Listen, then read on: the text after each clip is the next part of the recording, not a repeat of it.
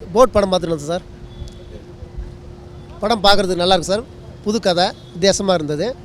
1947 எடுத்த கதை வந்து இது வரைக்கும் யாருமே சொல்லாத விஷயத்தை வந்து நல்லா சொல்லியிருக்காங்க. அதுவும் ஒரு போட்லேயே ஒரு கடல்லையே சொல்கிறதுங்கிறது ரொம்ப சிரமமான விஷயம். போட்டில் ஷூட்டிங் பாட்டில் எல்லாம் எடுத்தது இன்னும் அதை விட பிரமாண்டமாக இருக்குது. கதை வந்து எல்லாமே நல்லாயிருக்கு. அந்த இடைவேளை முடிகிற டயத்தில் வந்து வெளியில் தம்பியை வந்து மண்ணுக்குள்ளே புதைச்சிட்டாங்க, அதை வந்து என்னென்னு வந்து நான் போய் வந்து பார்த்து நான் காப்பாற்றுன்னு சொல்கிறாங்களே, அந்த சீனை வந்து இன்னும் கொஞ்சம் பிரமாண்டமாக கொடுத்துருந்தா படம் வந்து இடைவேளைக்கு அப்புறம் வந்து இன்னும் நல்லா மூவிங் நல்லா இருந்திருக்கும். அது மாதிரி லாஸ்ட்டில் ஃபைனல் டச்சப்பில் வந்து எப்படியாவது இவங்களை காப்பாற்றி ஆகணும் அப்படின்னு முடிவெடுத்து ஆயா உள்ளே குதிச்சுறாங்க. அவனும் உள்ளே சேர்ந்து குதிச்சிடான். ஆயா குதிச்சதுனால அவங்கள காப்பாற்றிடுறாங்க. காப்பாற்றிட்டு கடைசியில் வந்து சிம்பிளாக வந்து முடிச்சிட்டாங்க. அங்கே வந்து இன்னும் கொஞ்சம் சுவாரஸ்யம் கொடுத்துருந்தா இன்னும் கொஞ்சம் நல்லா இருந்திருக்கும். மற்றபடி படத்தில் வந்து குறை சொல்கிறதுக்கு எதுவுமே குறை சொல்லலை.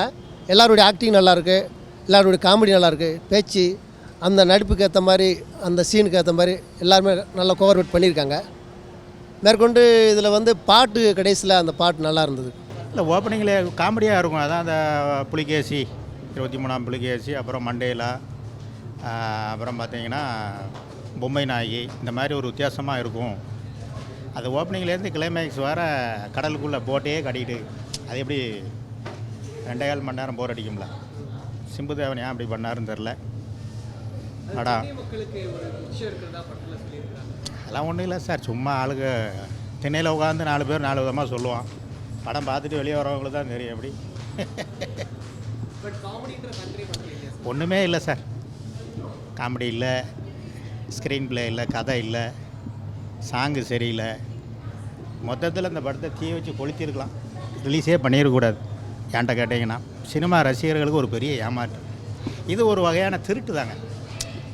ஆடியன்ஸை வந்து இப்போ யோகி பாபா மூஞ்சை காட்டி அவர் போஸ்டர் எப்படி பயங்கர பில்டப் பண்ணி இன்றைக்கி அவ்வளோ பேர் நொந்து தான் போகிறாங்க.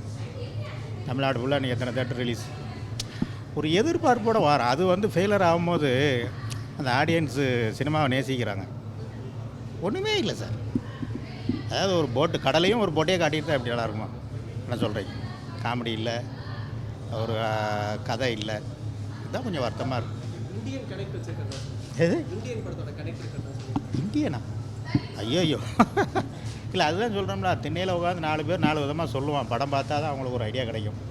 நான் படம் பார்த்துட்டு வெளியே வந்திருக்கேன். வேறு யாராவது படம் பார்த்துட்டு வந்தேன்னா அவங்கள்ட்ட கேளுங்க. இந்தியனாக இருக்குல்ல, இந்தியன் அது யார் சொன்னானோ அவனை பிடிச்சி கேளுங்க. அதெல்லாம் ஒன்றும் இல்லை சார். மொத்தத்தில் வேஸ்ட்டு. தலையை பிச்சுட்டு தான் வெளியில் வரோம்.